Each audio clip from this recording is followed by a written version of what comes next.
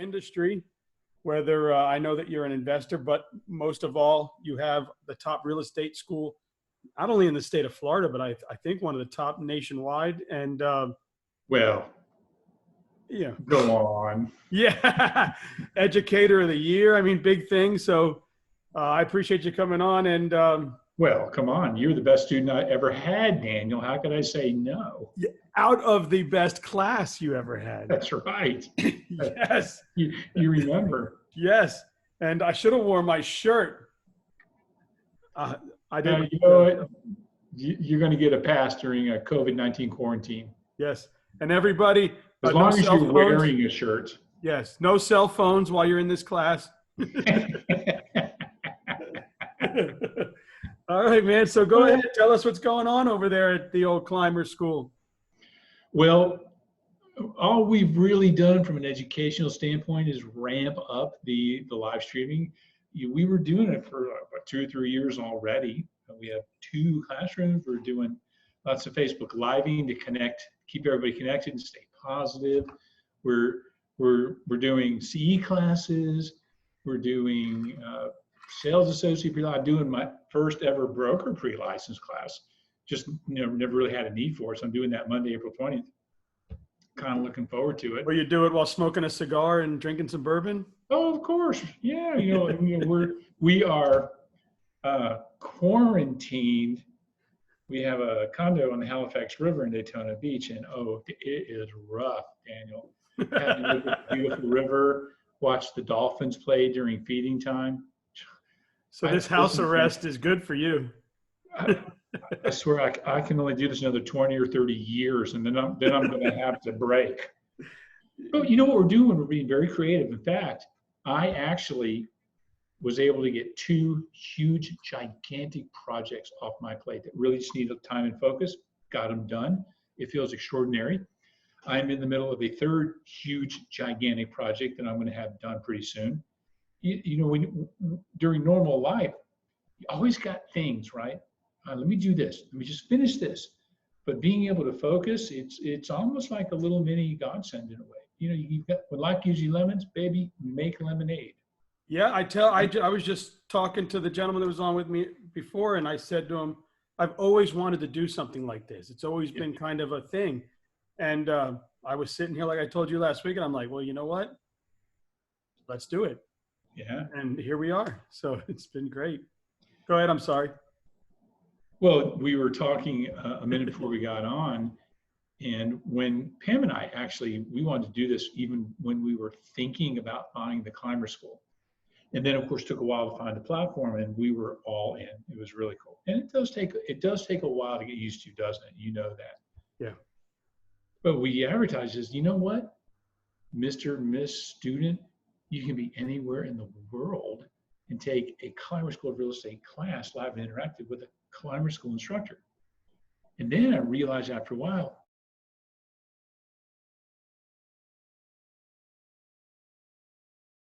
you there? I think we froze for a second.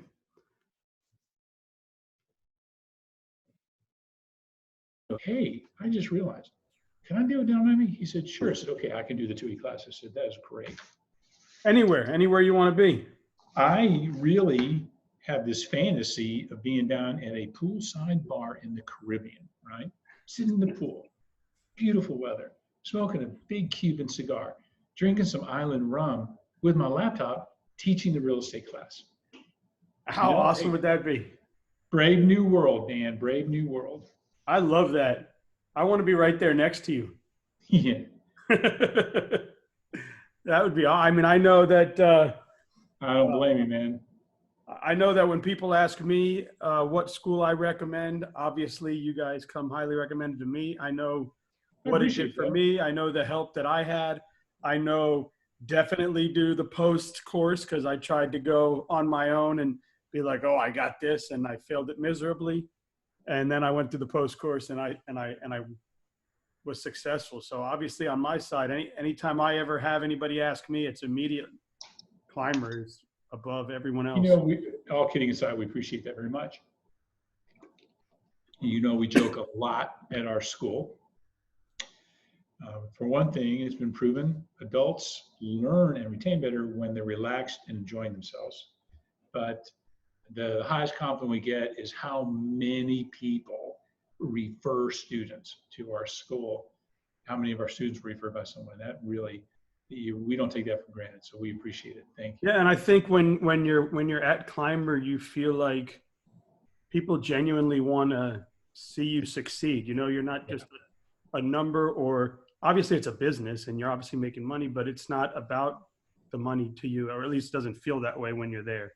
So It's really not. What's It is perceived really is. So you really want the kids to pass, and you really want the people to succeed, and that comes across. Yeah, and that's our company culture and mission statement from the top down. So everybody at the Climber School feels the same way.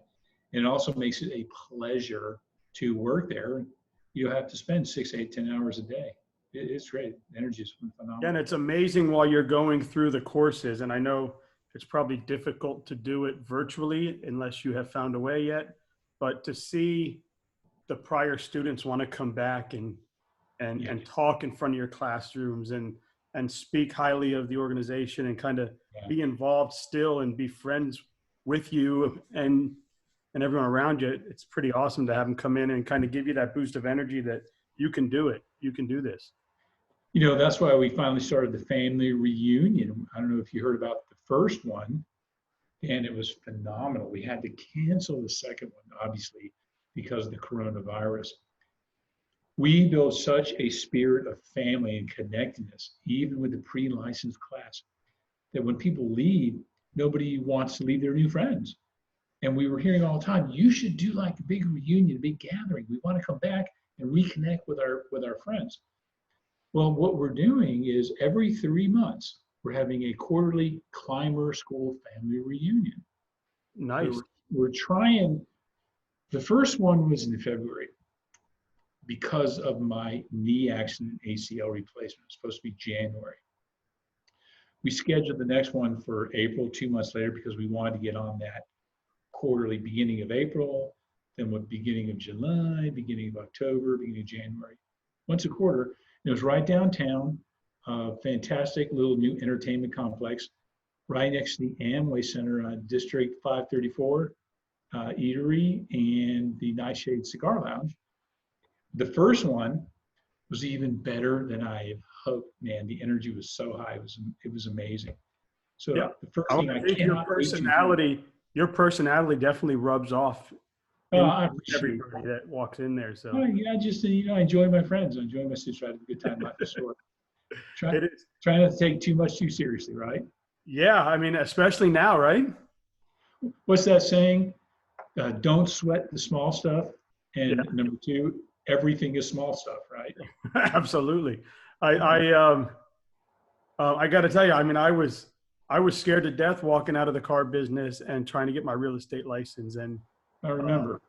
I mean, just to come in there, and I was so comfortable. So I know, and since then I've had several friends come through there and they've had nothing but high praises. So it's good. So I know that, I know you're obviously big with everything real estate. What is something that, as an agent during these times, you really need to be careful of, not get yourself caught into some things that might not be no bueno, as we say? Well, the real question is, what are some things that as an agent you need to be careful of if you intend on staying in the real estate industry when we come out of this? Because, not everybody does. And if you remember, I tell people in class, hey, there's no shame in it, right?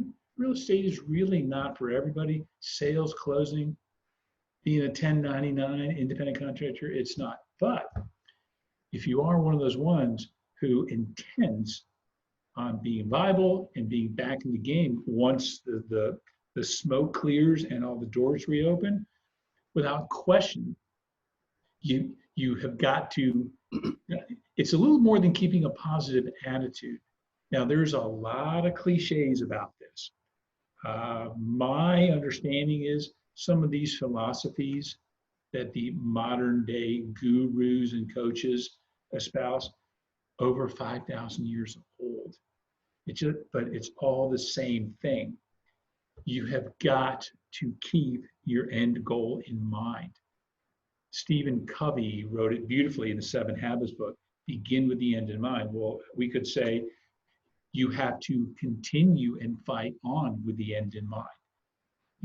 Do not focus on the obstacles. Don't focus on the problems. You really have to focus on, who you're going to be and where you're going to be once this opens up. And you know what that does? Subconsciously, that is going to direct your actions every day to keep the building blocks in place and growing, so that when this listen is going to be 30 days, 60, 90, I don't know, but it's going to end. The question everybody should be asking is, am I going to be relevant and still viable when it ends up? And I can't answer that for anybody, nor can you. Yeah, and what are you doing? I know a lot of people are just staying stagnant. They're not, Yes. Right now is an opportunity for you to do something you've never done, or something you've always wanted to do, or something you've always wanted to try. Yep. Like I said, doing these videos. And now my wife asked me 2 days ago, well, what are you going to do when we go back to normal, as she calls it? I said, I'm going to be doing videos. This is where I'm at. And hopefully coming out of this after 30, 60, 90 days, there'll be a lot to talk about, but yeah, people that are home and they're not making the phone calls, or they're not right now, I can tell you cold calling. I mean, you can have a lot of success with it right now. People are home, everybody. So they're answering the phone calls. Yeah. Will you still get some of those typical responses? Some French terms. Yeah, but who cares? It's a numbers game, and just play the numbers game. I don't want to act as anybody's broker, but I personally have always felt there's a difference between solicitation and calling to offer help. Right. Not to mention, a lot of the sales gurus, they'll tell you, you don't want to focus on asking as much as on giving, right? What can I do to help you? So this is just my opinion. I don't want to get anybody in trouble, but let's say you have a farm area, you have phone numbers. I think it might be really nice to call and just ask how they're doing. How are you holding up? Is there anything that, you're my farm area, right? I know the neighborhood like the back of my hand. This is going on longer than I thought it would. Is there anything that you need, anything I can do to help you? And I do mean anything, right? So I think it'd be a great way to keep that spirit of giving and graciousness growing. And from a sales perspective, nothing wrong with that, stay connected with your community and your farm area. Yeah. And I mean, that's great too. I mean, even, and farming, obviously, even perception is, right? If you're calling a pre-foreclosure list, now you don't have to call as hey, I noticed you're on my pre-foreclosure list. What are your plans? Now you can kind of direct them and say, hey, have you seen what the government has passed? Do you understand that you can't just stick your hands in your pocket? Can we explain to you what needs to go on moving further? And we are here to help you once you come out of this. Yeah, which I love. How many people are used to getting a call from a real estate salesman or salesperson that is actually seems to be assertively trying to help them do what appears to be counter to the salesperson's best interest, right? No, you're in pre-foreclosure. Well, there's new stuff going on. Let me help you save your house. And they're going to remember you. They're going to remember you. For sure. Yeah. And there's a lot of that going out. There's absentee owners that are in other states and they don't know what's going to happen with the property that they have. Their renters aren't wanting to pay rent. How can they be protected? There's a lot of stuff that you can call these owners and really, really get them the understanding on, hey, I'm in Florida. You have property here. Do you want me to get in contact with your renters for you? Do you need some help with tenants? what can we do to assist you? Now, here's something. I don't know if you remember in the post 45 class, when we were talking about FSBOs or open houses, I'm a big fan of creating your little memos. You remember that, Dan? I The 9 things you must know, the 7 things you have to make sure you don't do or whatever. during the open house. Or even when you're going after a FSBO, hey, I understand you're trying to sell your house. It's not as easy as it sounds. Can I send you a link to I just put a report together, the 9 things every FSBO seller needs to know, right? Absolutely. And you can get with, I know I do a lot with Champion Title locally, and with Jess and Sarah over there. And they'll put together a FSBO packet for you if you're an agent and going after FSBOs, where people can link in, put their information in there for you, and receive a packet just to help them on their own. And when they figure out that, wow, this really sucks, they'll call you to get some help. Well, you should have a product also branded to you and your broker or brokerage. And now you're giving it to them to help them do what they're trying to do. They're not used to that from a real estate agent. You guys know, let me help you sell your house. Now you need to make it scary, right? Do not make it look, like wine and roses. But say it's different. Look, I know what you're trying to do. I just thought I'd save you a little time and trouble. There's a few things you need to think about. But you need to have your information all over it. And so who are they going to remember? The people who called them and bugged them, or the guy that actually gave them something to help them and then went away, right? Things like that. Now, you can actually attach it to your webpage, and they may have to put their email and name in to get it, right? Yep. Possible to do. That's okay. I have written 2 ebooks on a platform called designer.io. And I think designer is spelled a little funky, like with 2 R's and no E at the end. Saw it on Facebook. I said, this is what I've been looking for. Beautiful. It's very powerful. I am in the middle of writing another ebook I'll have done. So I have 3 ebooks. 2 of them are already on the website. You can get them.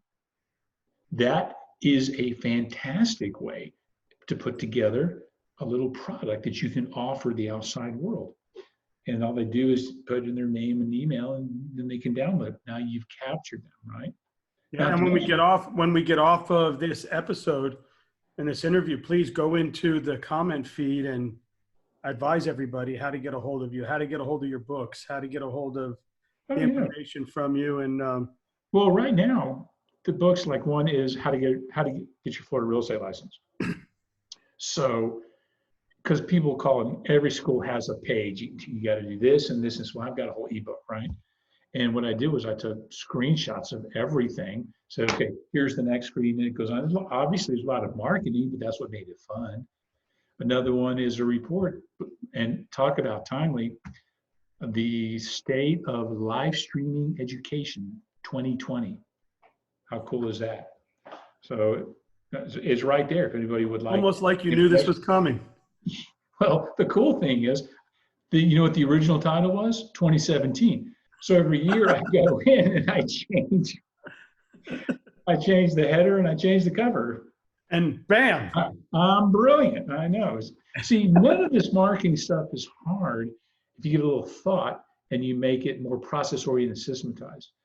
Right now, we had a workbook and a class for a long time. How do I pick my broker? Everybody was dying for it. Every broker I had reviewed said, oh my God, I wish I had this. Everybody needs it. Because most people pick the wrong broker. But we couldn't get people into the class. So we're turning it into an on-demand webinar, and I'm turning the manual into an ebook.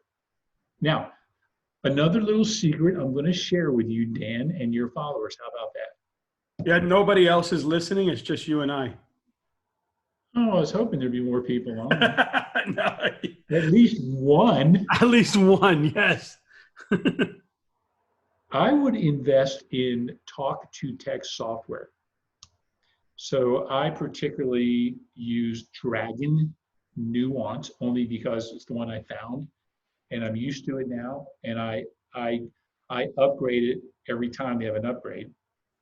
It has changed my life as a blogger and being able to write these things like 80, 100-page ebooks.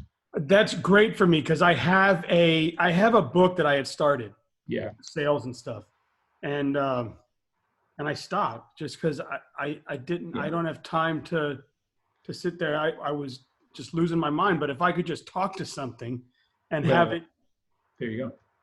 I just wrote All it down. cliches aside, I actually do go sit on my back porch with a bourbon and a cigar, and I can get an 800 to 1,000 word blog done in 15 minutes. Just stream of consciousness. Yeah. Now, you do have to review it. You got to spell check it and you got to review it, because a lot of times the words that Dragon put in are not exactly what he said. Sometimes it's embarrassing, but it's just a quick scan is all it is. But it's beautiful. You want to write a book or an ebook? Talk it in, man. Talk it in. The best time would be about 2:30 in the morning when you wake up with all these amazing thoughts. And I've done it. I'm going to forget this in the morning. Oh, yeah. Believe it or not, what you're saying is very true, on the point. Okay, so that's a way to create something as a real estate agent to be able to offer the world for free. Let me just help you, right? Now, you're in the videos. Do you have a YouTube channel yet? I don't. I haven't started. I mean, the plan is to do that. So I have a platform, Anchor, that I'm recording as I go live, Yeah. so I can record the podcast. And then I have created a YouTube page, but I haven't started to put the content there yet, as I'm building the content. So listen, just get stuff on there. This is just my humble opinion. The SEO-ness of the title and the description is more important than the content. that's what I understand. I mean, I have a YouTube page for my 14-year-old, and it's every single wrestling match he's had from 7th through 9th grade.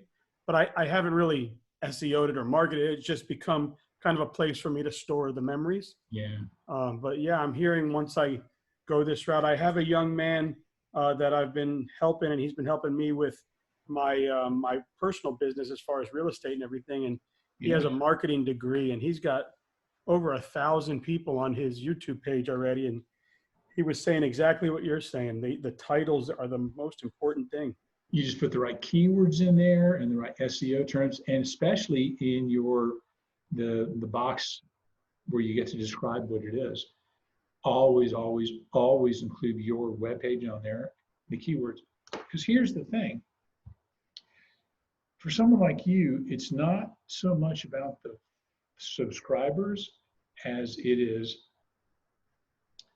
if somebody's sitting in their underwear at 2 o'clock in the morning in another state or wherever, and they suddenly decide, Central Florida real estate, you want to pop up first page above the scene. And video is very popular. Google loves, well, Google owns YouTube, so it's even better. Google is still the largest search engine. You know what the number 2 search engine is, by the way, after Google? Climer School of Real Estate. Yeah, I hope that we're the number 1 site. But the number 2 search engine is YouTube. And Google owns YouTube. So I don't care what you think about Google. They are the king of the internet jungle. I try to connect Google with everything because I want Google to always think that I'm being nice to it and respecting it. Yeah, it used to be when I was in the car business, and then I don't know, early on when Google was coming up, they had these easy Google pages that you can kind of create, and then they kind of realized that people were doing them by the hundreds, and they had to make it a little more difficult. So they, I know it's not as easy anymore, but you can still go in there and do a lot of good stuff. I do got to get in there. I have spoke with my marketing coach, and I know how important it is. I know right now he has coached me to just create as much content as I can so that we can go that route. Now, here's the other thing, and this is where I'm coming from. from YouTube videos. I am not a big fan of long videos. YouTube will tell you they like because of customer engagement. I don't use YouTube so much for customer engagement. I want the SEO and the search engine marketing to help me. I would rather have 3 or 4 or 5 or 6 2 to 3 minute videos than one long 15, 20, 30-minute video. Think about that. Let's say you're going to you want to do a content video on real estate investment property. Where do you live in Lake Nona, Dan? Yes, sir. Okay. Investment property, the rental investment market in Lake Nona, single family, right? If you're going to do a 30-minute video, I would much rather see you do 6 of them and call it part 1, part 2, part 3, part 4, part 5, and part 6, and then load it up. Now you have 6 times what I call the SEO and SEM hooks and Velcro on your YouTube channel. Yeah, and I know with Facebook, they say, try to be around 15 minutes on like this type of content. Well, 15 or more, just because that kind of, I guess that moves you up. Yeah. But yeah, no, I know with like the smaller stuff, like you're saying, even I hear people, man, if it's past 2 or 3 minutes, I just don't even watch it. Nobody watches it. And with your YouTube dashboard, you can see exactly when everybody drops off, and YouTube knows it too. So it'd be better maybe to take on YouTube, when I transfer this to my YouTube account, to maybe each episode splice it into 3 episodes or something. Well, it depends on how long it is. And I've got, what have I put out? About 1,000 videos now for review and teaching and things like that are not on YouTube. They're on my Kajabi site. And I have also become very proficient at an editing software called Camtasia. And I can take any of it, I can splice it, I can enhance it. What is it, Camtasia? Yeah. C-A-M? C-A-M-T-A-S-I-A. And it took me a little while, a little bit of a learning curve, but now I'm used to it. And there may be other ones out there, and everybody says, oh, you should use this. You says, well, this is what I'm comfortable with, that's all. But man. It's like everybody teaching you how to parent when you have a kid. Yeah. And then I also am a big fan of bumpers. So I'll go to iStock and I'll make a bumper and I'll put the logo on it and put the title. And then I also use something called FlixPress. They all have free versions, but I upgraded to a different one so I could have more selection. Plus, the upgraded version allows, they give you permission to go to YouTube and things like that. But it's pretty cool. So I'll make a bumper for my videos. And sometimes they're longer and sometimes they're shorter. We use these bumpers when we're just doing a class ad. Sometimes the class ad will just be a FlixPress bumper. There's different ones. So you can get a little fancy, but with a little bit of practice, you learn shortcuts and it actually becomes pretty fast. So it's a nice way of professionally uploading a video to YouTube. Yeah, because I know that I've been doing the Zoom. Yeah. And I know eventually, I know someone was telling me about other platforms that are like this, where you can have like scrolling advertisement on the bottom of the screen. And, for example, if right now we have Climer on, so we could say Climer coming across, or classes, virtual dates, all of that sort of stuff. So I wonder if you could do that with Zoom. Like I know you could do that even with YouTube and Camtasia. Yeah, so I got to take a look and see if that is something that can be done, because eventually I'd love to be able to brand people. That'd be pretty cool. Just going live with them. But so there are classes available. You guys are live and running. You guys are doing big things. I'd love to have you on weekly if you'd like to. I will give it my best shot. Yeah, it's fun, interactive. And please go into the comments and put all your information down, how people can get a hold of you. And you can still get your real estate license or your broker's license during these times. Now, one thing I do have to ask, so I come in and do my pre-license my post license or my pre-brokers or post-brokers, and I want to take the state exam. How is that going right now? Pearson View shut down. The commission meeting will be next week, and I have a feeling it's going to be a hot topic of discussion. So I'm hoping to be able to post a little bit more news. For quite a while, they've been live streaming all Florida Real Estate Commission meetings. So if you want to, you can go to the DBPR page, go to real estate, and down there, I think now it's on the bottom right. It says workshops and meetings. Click on that. Open up 2020, and you will see it has a whole description and a link of how to be able to access the software. So anybody and everybody can actually watch and listen to the commission meeting live stream.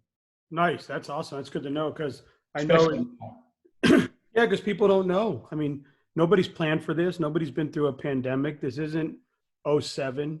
Yeah. At least in 07, I talked to restaurant owners. At least there were still people coming out to eat, and there were still people in the public. Yeah. Here, it's just everybody shut the switch. Well, man, Andy, again, I do appreciate you coming on. Dan, it's a pleasure, man. I miss you, buddy. Good talking to you. Enjoy that river house, and we'll have to have a cigar together one day once we get through this.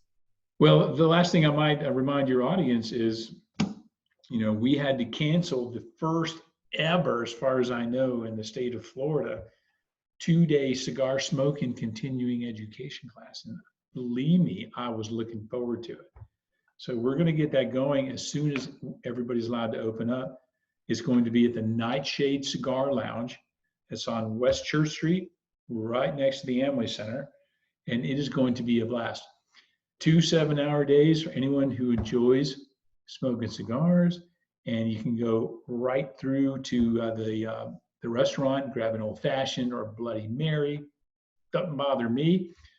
It's going to be a regular CE class. We'll have a lot of fun, a lot of masterminding, but we're definitely going to be smoking cigars, baby. So yeah, I like it. And no cell phones.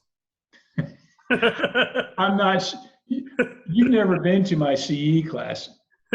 Cell phone policy is very different than the CE class than the sales associate pre-license class. Believe me, for sure. Yeah, so that I don't think I care about cell phones at all by the time I get to the CE. Especially in that one. All right, buddy. Well, you take it easy, man. Thank you for everything. Yes, sir. And once again, Climer, best school in town, at least in my opinion. Thank you.